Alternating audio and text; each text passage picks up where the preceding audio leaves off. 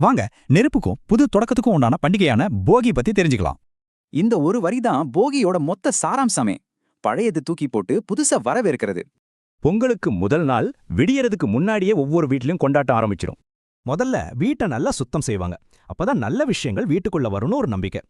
அடுத்து வாசல்ல அரிசி மாவால அழகான கோலம். இது நேர்மறை ஆற்றல வரவேற்கும் சொல்லுவாங்க. விடிய விடிய ஊரே ஒன்னா கூடி அந்த முக்கியமான போகி நெருப்பு மூட்டுவாங்க. இந்த நெருப்புக்கு பேரு போகி மண்டலு. இது ரொம்ப சக்தி வாய்ந்த ஒரு சடங்கு. பழைய மர சாமான்கள், பாய், துணிகள்னு எல்லாத்தையும் அந்த நெருப்புல போட்டுடுவாங்க. சின்ன பசங்க போகி கொட்டு அடிச்சு பொங்கல் வரப்போறத ஊருக்கே சொல்லுவாங்க. பொருட்களை மட்டும் இல்ல, நம்ம மனசுல இருக்கிற கவலை, கோபம் எல்லாத்தையும் இந்த நெருப்புல எரிக்கிறோம். அதோட நல்ல அறுவடைக்கு காரணமான மழைக்கடவுள் இந்திரனுக்கும் நன்றி சொல்ற நாள் இது. போகியோட அடிப்படை ஒண்ணுதான், ஆனா இந்தியா முழுக்க ஒவ்வொரு ஊர்லயும் ஒரு மாதிரி கொண்டாடுறாங்க.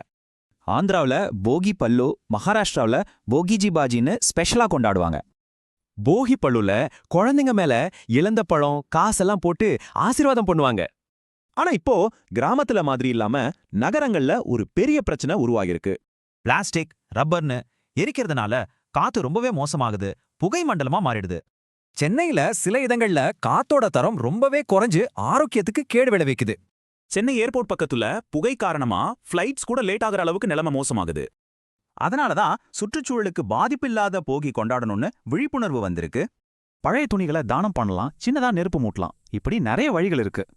நம்ம பாரம்பரியத்தை காப்பாத்தி அதே சமயம் நம்ம சுற்றுச்சூழலையும் எப்படி பாதுகாக்க போறோம்?